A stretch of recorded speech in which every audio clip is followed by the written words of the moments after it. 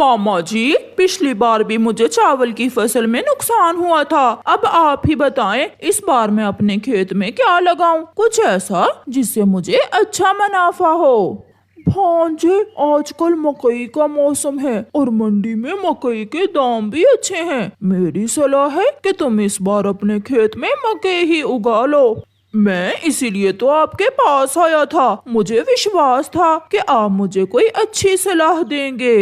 कालू कौवा अपने मामा जी से सलाह करने के बाद वहाँ से चला जाता है। मकई को पानी की भी जरूरत ज्यादा होती है और देखभाल भी ज्यादा करना पड़ेगी। मुझसे नहीं होगा ये सब। अगर तुम कर सकते हो तो कर लो। तो फिर हम ऐसा करते हैं, हम चिड़िया के पास जाते हैं और उसे आधी फसल का लालच देकर उससे सारे काम करवाते हैं। और ऐसे हमें काम भी नहीं करना पड़ेगा और मकई भी मिल जाएगी। फिर वो दोनों पति पत्नी चिड़िया के पास जाते हैं। और जब फसल तैयार हो जाएगी तो हम आधी आधी फसल बांट लेंगे। कालू भैया, मुझ अकेली से तो सारा काम नहीं होगा। करेंगे, हम भी करेंगे। जो हुआ वो हम भी करेंगे। तुम चिंता ना करो चिड़िया, मैं भी तुम्हारे साथ पूरा काम करवाऊंगी। फिर दूसरे दिन वो सब काम शुरू करते हैं। चिड़िया की बेटी गुड़िया भी चिड़िया के साथ खेत में काम करवाने आई थी। ये रहा मकई का बीज, खेत तैयार है, तुम ये बीज बो दो। और हम दोनों मेरे मैके जा रहे हैं, हम शाम तक आ जाएंगे। आप जाएं, मैं और मेरी बेटी शाम तक ये काम कर लेंगी। फिर चिड़िया और उसकी बेटी काम शुरू करती हैं। गोरी कालू को लेकर अपने मैके चली जाती है। मम्मा, मैं बीज ला कर आपको देती हूँ और आप वो बीज जमीन में दबाती जाएं। मगर ध्यान रखना बेटी, बीज जाया ना हो। ऐसे वो माँ बेटी सारा दिन मेहनत से काम करते हैं, जबकि गोरी और कालू सारा दिन मौज मस्ती करते हैं। और फिर शाम हो जाती है। चिड़िया ने भी सारा काम खत्म कर लिया था और वो अपनी बेटी को साथ लेकर घर चली जाती है। 2-3 दिन बाद मकई के पौधे जमीन से बाहर निकल आते हैं। गोरी और कालू, आप पौधों को पानी दें और मैं अपनी बेटी के साथ फालतू जड़ी बूटियाँ निकालती हूँ। चिड़िया, जब हम फसल आधी आधी बांटेंगे तो सारे दुख भूल जाएंगे। अच्छी होगी हमारी फसल इस बार। फिर कौवा और कौवी पानी लेने नदी की तरफ चले जाते हैं। चिड़िया अपनी बेटी के साथ फालतू जड़ी बूटियाँ निकालती है। बेटी, ये देखें, ये मकई के पौधे हैं। इन्हें छोड़कर दूसरे सारे पौधे हमने इस खेत से बाहर निकाल देने हैं। मगर मम्मा, हम ऐसा क्यों करते हैं? ताकि गैर जरूरी पौधे जमीन से खुराक न लें और हमारी फसल अच्छे से बढ़ सके। गुड़िया अपनी छोटी सी चोंच से काम शुरू करती है। गुड़िया तो ये काम अपनी मम्मा से भी तेज कर रही थी। गोरी, बहुत ठंडी ठंडी छाँव है, मुझे तो नींद आ रही है। तुम पानी लेकर जाओ, मैं थोड़ा सो लेता हूँ। मैं और काम? मैंने तो अपनी माँ के घर भी काम नहीं किया था। मैं तो चली फूल देखने। गोरी फूल देखने चली जाती है और कालू कौवा वहाँ सो जाता है। काफी देर तक जब कौवा और कौवी नहीं आते तो चिड़िया उन्हें देखने नदी पर आती है। ये तो सो रहा है, मुझे ये काम भी खुद ही करना होगा। चिड़िया कालू को जगाए बिना ही नदी से पानी लेकर जाती है और सारे पौधों को पानी देती है। ऐसे दिन रात मेहनत करने के बाद एक दिन आ ही जाता है जब खेत में मकई की फसल तैयार होने को थी। हरा भरा खेत, पौधों पर मकई के भुट्टे देखकर चिड़िया और उसकी बेटी बहुत खुश थीं। मम्मा, अब हमें क्या काम करना होगा? कुछ दिनों बाद हम पौधों से ये भुट्टे अलग कर लेंगे। अब खेत में कोई काम नहीं है। गोरी भी अपना खेत देखने आती है। चिड़िया, फसल तो तैयार होने वाली है, कब काटेंगे हम अपनी मकई की फसल? गोरी बहन, केवल 2 दिन बाद फसल पक जाएगी और फिर हम काट लेंगे। इस बार तो मैं ये मकई की फसल बेचकर सोने का हार जरूर लूंगी। फिर गोरी घर जाती है। कालू, तुम घर में सोए हुए हो और फसल तैयार हो गई है। तो काट लेगी चिड़िया। नहीं कालू, मैंने सोच लिया है। क्या गोरी, क्या सोच लिया है? किसी तरह चिड़िया को कुछ दिनों के लिए जंगल से बाहर भेज दें और पीछे पीछे से सारी फसल काट कर बेच दें। ऐसे हमें आधा मुनाफा नहीं बल्कि पूरा मिलेगा। मैं कुछ करता हूँ गोरी। फिर कालू कौवा एक चिट्ठी लिखता है और चिड़िया के पास जाता है। चिड़िया अपने घर में थी। चिड़िया चिड़िया, मैं खेत में था कि बुलबुल ये चिट्ठी देकर गई है तुम्हारे लिए। कौवा वो चिट्ठी देकर चला जाता है। गुड़िया बेटी, ये चिट्ठी पढ़ो, ये किसकी है? मम्मा, ये चिट्ठी तो नानो की है। नानो की तबीयत ठीक नहीं है, वो आपको बुला रही है।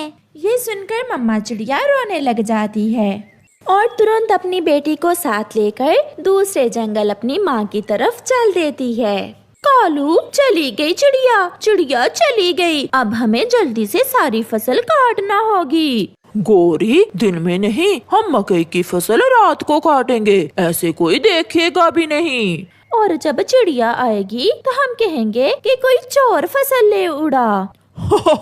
हाँ, ऐसा ही है। फिर वो रात को मकई के भुट्टे पौधों से अलग करते हैं। कबूतर जंगल से मकई खरीदा करता था, कौवे रात को उसे बुलाते हैं। कालू, तुम ये फसल रात को ही क्यों काट रहे हो, दिन में क्यों नहीं? यार कबूतर, दिन में गर्मी बहुत होती है, हमसे दिन में काम नहीं होता, इसलिए मैं सारी फसल खरीदने के बाद ही पैसे दूंगा, ये याद रखना। ठीक है, तुम ये बोरी ले जाओ, बाकी कल ले जाना और पैसे दे जाना। फिर कबूतर मकई लेकर वहाँ से चला जाता है। माँ, अगर आप ठीक हैं, तो फिर वो चिट्ठी मुझे किसने लिखी? बेटी, मैंने तो चिट्ठी नहीं लिखी आपको, ये जरूर किसी ने आपसे शरारत की होगी। मम्मा, हमारी फसल भी तैयार है और कल का दिन भी सफर में ही गुजर जाएगा। कोई बात नहीं बेटी, हम जाकर फसल काट लेंगे। ये कौवे मुझे नहीं जानते, मैं इनका भी बाप हूँ।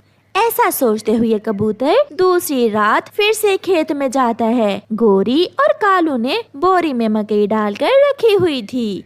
सॉरी यार कालू, मैं पैसे तो घर में ही भूल गया। अच्छा ऐसा करना, कल दिन में 12 बजे आकर अपने पैसे ले जाना। कबूतर जी, देखना कहीं चूना ही ना लगा देना, हमें बहुत मेहनत की है हमने।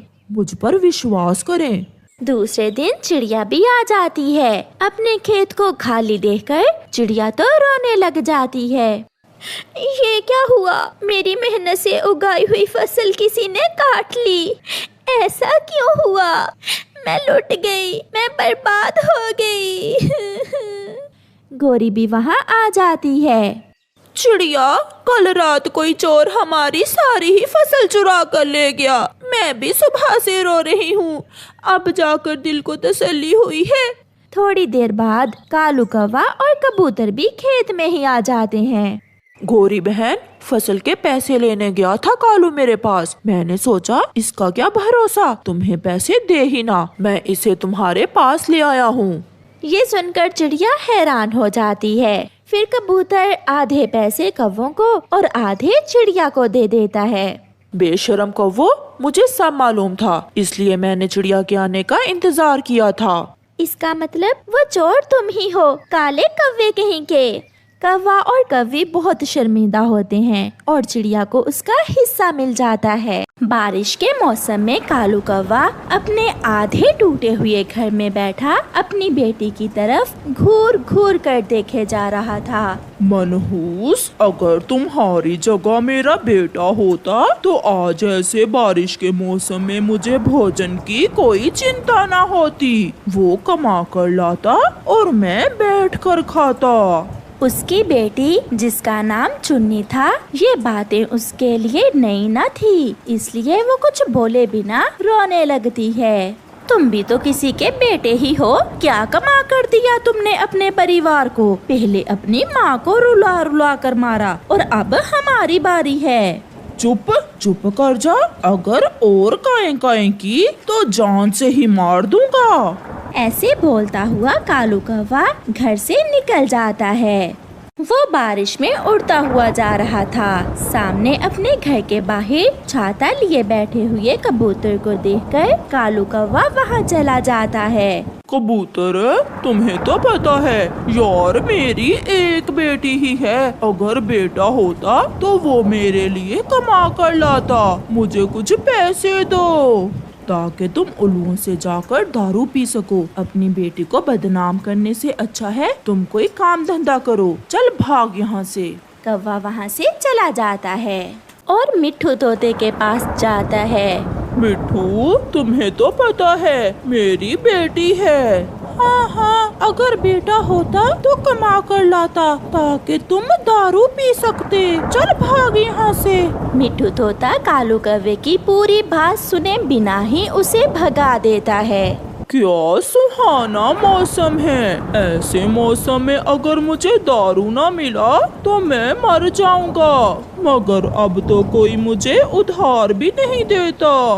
ऐसे सोचते हुए कालू कौवा उल्लू के पास पहुंच जाता है। मित्र, मैं मर रहा हूँ, प्लीज आज मुझे दारू उधार दे दो। मैं लुटा दूंगा आपके पैसे।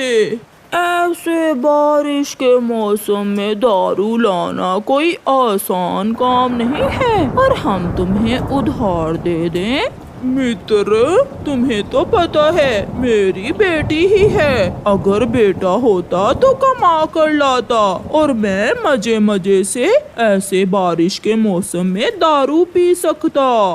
क्या जवान है तुम्हारी बेटी।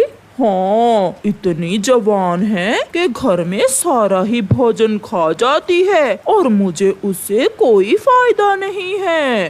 अच्छा, अगर ऐसा है तो तुम जाओ, मैं शाम को दारू लेकर आ जाऊंगा और तुम्हारे घर में बैठकर ही दारू पियेंगे। ये सुनकर कालू कौवा बहुत खुश हो जाता है। आ जाओगे ना? कहीं तुम झूठ तो नहीं बोल रहे? हाँ हाँ, और साथ भाभी जी के हाथ की बनी हुई चाय पियेंगे। तो फिर मैं जाकर चाय का इंतजाम करता हूँ और तुम दारू लेकर आ जाना। कौवा खुशी खुशी वहाँ से वापस उड़ता है।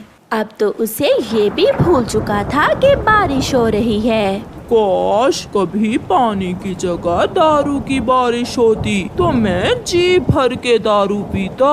मैं कौवा, कालू कौवा, हवाओं में उड़ता जाऊं मैं कौवा, हा हा हा हा हा हा हा हा। घर पहुंचकर कालू कौवा अपनी पत्नी गोरी कौवी से कहता है, गोरी, थोड़ा दूध रख लेना, आज शाम मेरा एक मित्र आ रहा है मुझसे मिलने। एक प्याली दूध है, हम चाय नहीं बनाते, तुम्हारे मित्र के लिए रख लेते हैं। चुन्नी, कैसे उदास बैठी हुई हो। जाओ और जाकर अपने बाल संभालो। क्या कहेगा मेरा मित्र तुम्हें देखकर। पिताजी, क्या बात है, आजा मुझसे बहुत प्यार से बात कर रहे हैं। मुझे पता है एक ना एक दिन तुम मुझे इतना कमा कर दोगी कि मैं सारी उम्र बैठकर दारू पी सकूंगा। अब तुम जाओ। मैं देखती हूँ। जी, कौन है आप, किससे मिलना है? भाभी जी, मैं उल्लू हूँ, आपके पति का पुराना मित्र, मिलने आया हूँ उससे। अंदर ले आओ गोरी, इसे अंदर ले आओ, ये मेरा मित्र उल्लू है। उल्लू कौवे के घर में चला जाता है। कौवे यार, तुम्हारा घर तो जगह जगह से टूटा हुआ है। बारिश तो अच्छे से नजर आती है ना घर के अंदर से ही। फिर वो दोनों हंसने लगते हैं। गोरी, जाओ और मेरे मित्र के लिए चाय बना कर लाओ। गोरी रसोई में चाय बनाने चली जाती है। तो फिर लो और पियो दारू। कौवा झट से उल्लू से दारू लेकर पीने लगता है। तुम्हारा नाम चुन्नी ही है ना? बहुत सुंदर हो तुम, तेज चोंच और लंबी पूंछ, बहुत सुंदर हो तुम। कालू कौवा नशे में था। वो कहता है, मेरी तरह सुंदर है मेरी बेटी। पिताजी, कितने बेशर्म हैं आप, अपनी जवान बेटी के सामने बैठकर दारू पी रहे हैं, और कैसे कैसे पक्षियों को घर में ले आते हैं आप। आहिस्ता आवाज में बात करो। ऐसा कहते हुए कालू कौवा चुन्नी को मारने लगता है। कालू यार छोड़ दो, अभी छोटी है तुम्हारी बेटी, सब समझ जाएगी, धीरे धीरे सब समझ जाएगी। ऐसी जिंदगी से तो मौत अच्छी। आज तुमने मेरी बेटी पर ही हाथ उठा लिया। पहले तुम मुझे मारते थे, पहले दारू घर से बाहर पीते थे, आज तुमने घर में ही ये काम शुरू कर दिया। अब यहाँ रहना बहुत मुश्किल है। चलो चुन्नी बेटी, मेरे साथ चलो।